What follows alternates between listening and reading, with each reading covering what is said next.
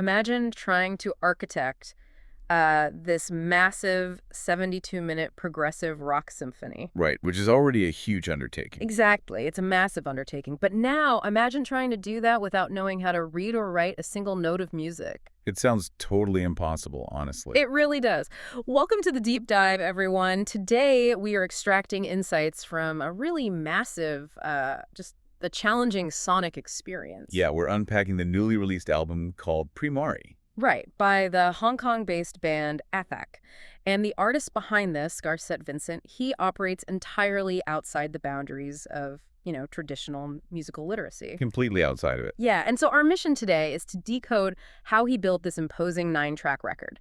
Because it's meticulously divided into these 3 triptychs, right, based on the primary colors. Yeah, and to really understand the sheer scale of the project, we have to look at where this sits in the artist's history. Right, because this isn't his first time doing this. No, not at all. Primarï was recorded by Vincent at DRKstudios in Hong Kong over the course of a year, but it's far from a debut.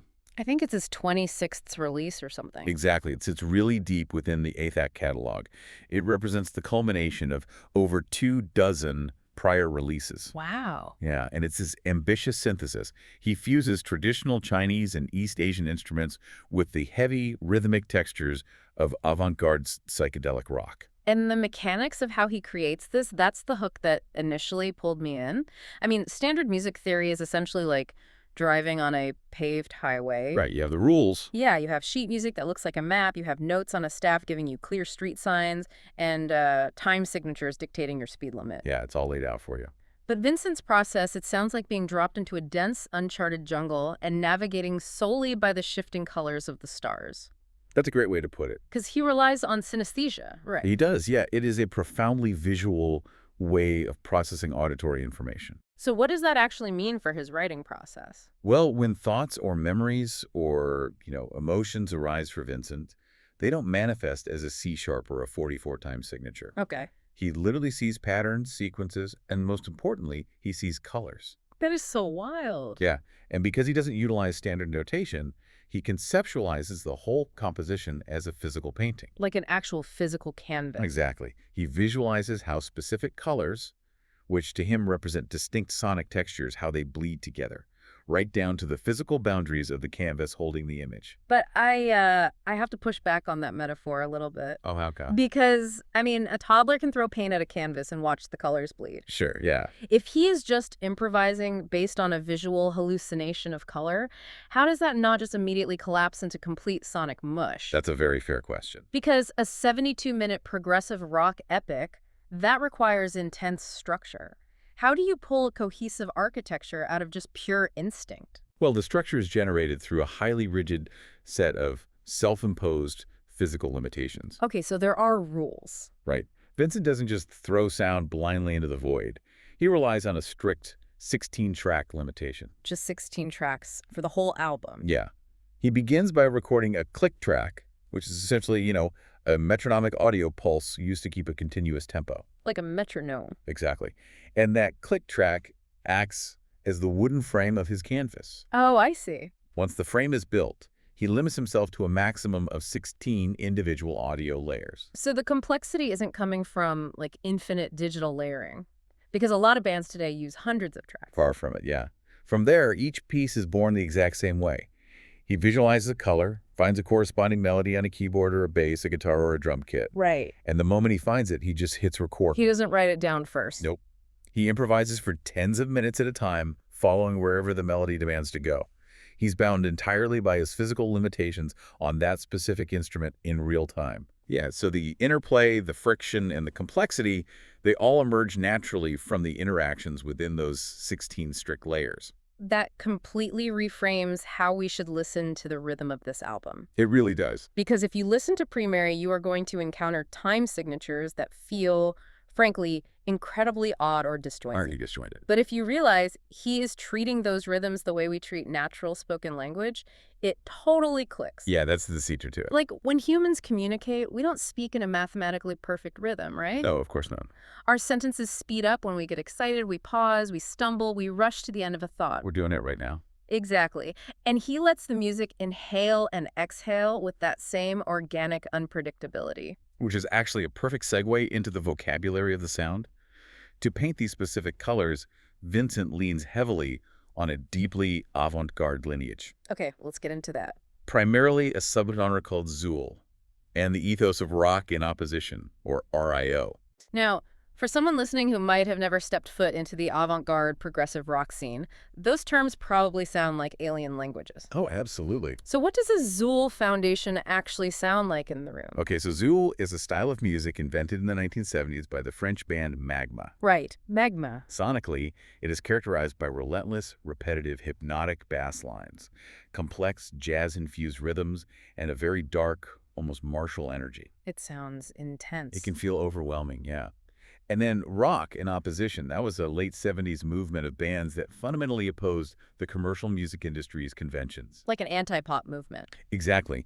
They favored dissonance, incredible technical complexity, Yeah. and they actively challenged the listener's comfort zone rather than writing catchy pop hooks. And the lineage here is incredibly deliberate, right? Because the very name of the band, ATHAK, is a direct homage to the 1978 Magma album ATHAK. Yeah, spelled ATTTAHK. Right. And the cover of that specific Magma record was designed by H.R. Geiger, Yes, the legendary surrealist. the guy who designed the creature from the movie Alien. That's the one. And Vincent's devotion to this specific era of surreal, chaotic art is so deep, he actually gave his own son the initials HR2 in honor of Geiger. He did, yeah. That reverence is really the foundation of Primarï. Vincent openly states that his goal is for his music to live in the shadow of his heroes. That's a bold statement. It is. He's drawing on Christian Vander's intense rhythmic compositions for Magma.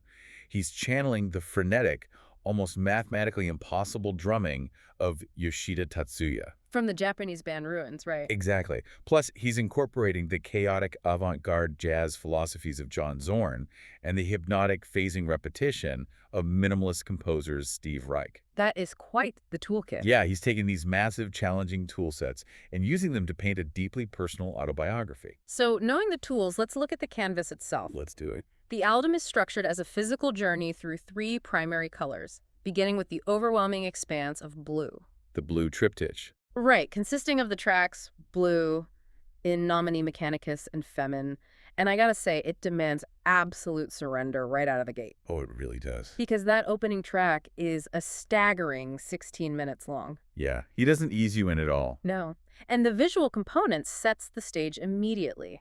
It's this dark, bruised blue cover featuring a wooden ship being violently tossed in a massive ocean storm. Yeah, when Vincent conceptualized the blue section, he described using the metaphor of a long horsehair brush. A long horsehair brush. Yeah, because he needed broad, sweeping strokes to translate the vastness and the volatile temperament of the ocean into sound. Oh, I see.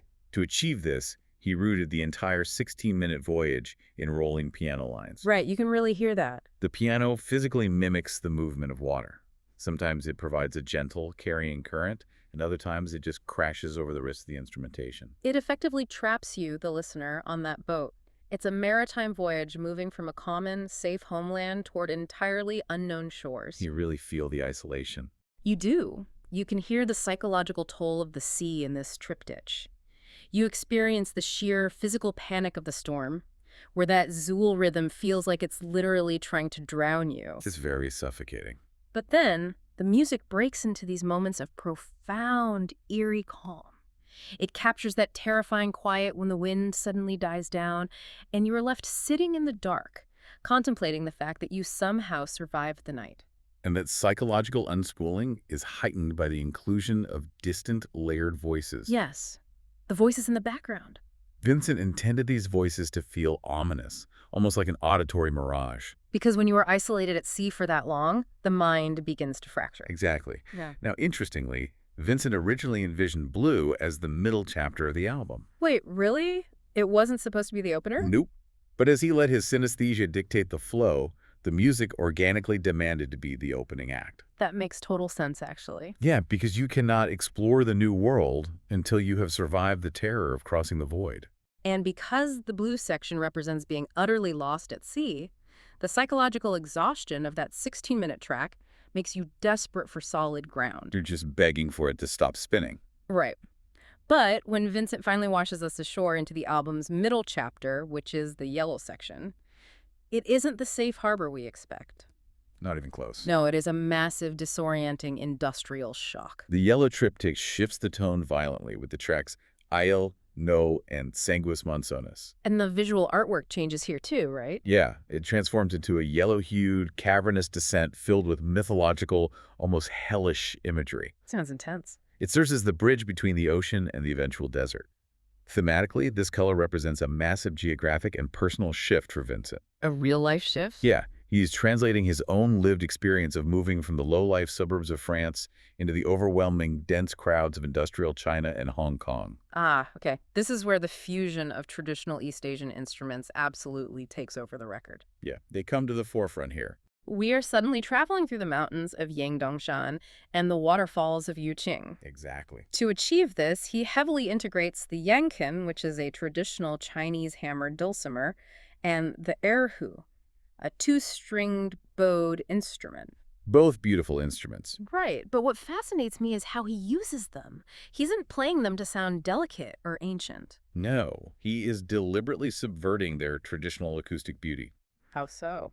Well, by bowing the Er Hu incredibly harshly against the rhythm, or by taking the delicate hammered strikes of the Yangqin and looping them through modern psychedelic distortion. Oh, wow. Yeah, he turns these ancient instruments into a mechanical, rhythmic nightmare.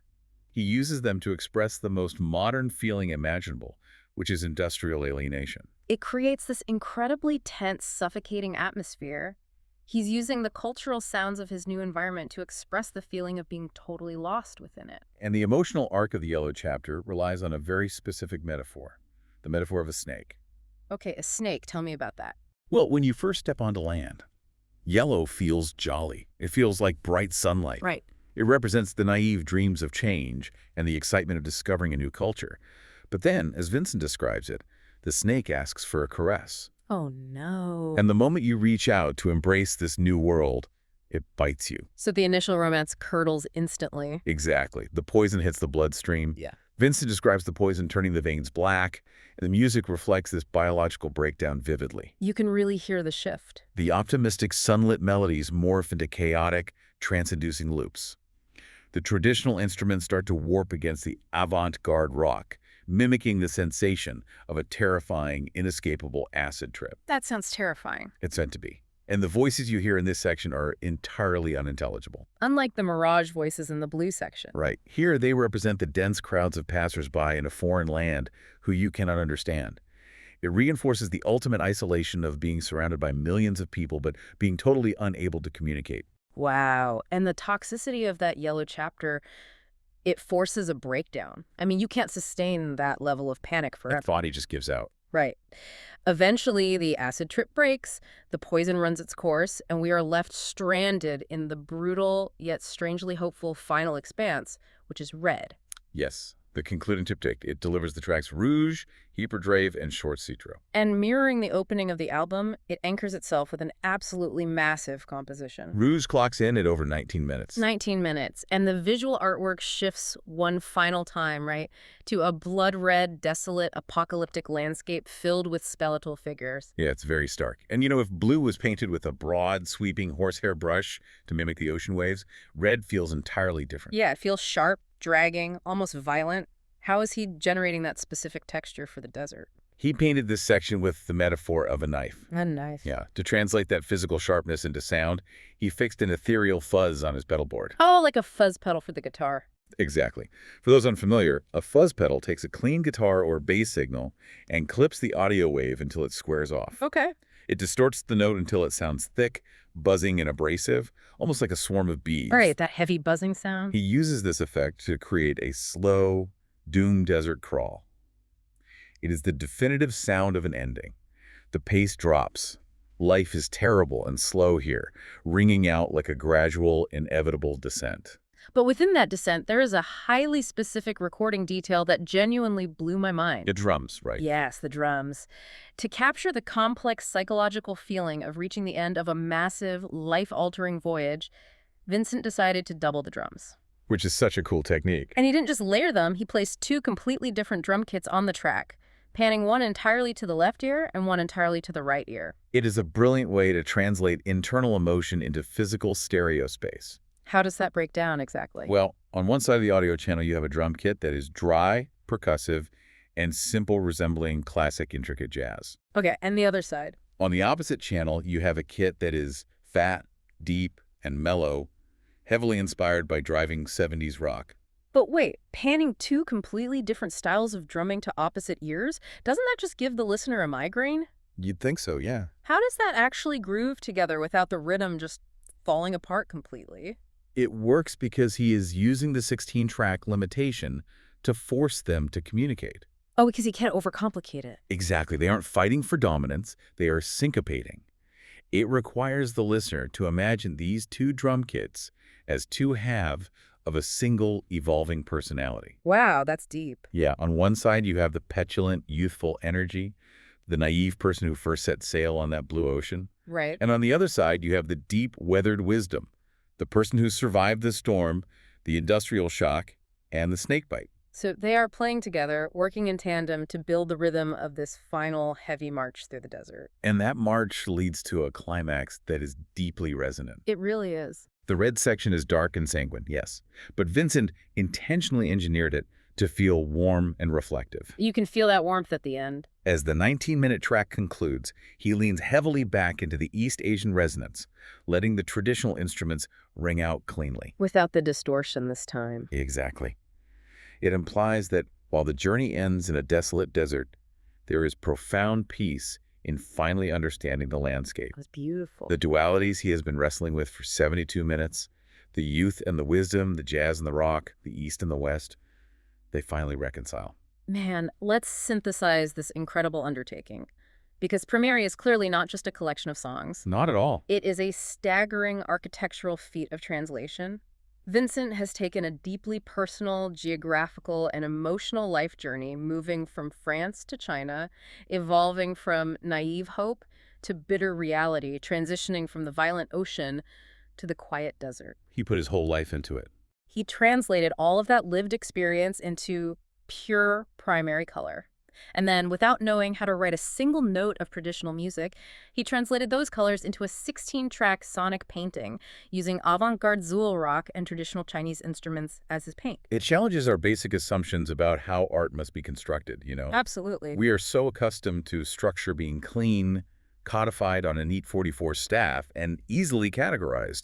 But human experience isn't codified. No, it's messy. It's chaotic, it's improvised, and it frequently breaks the rules.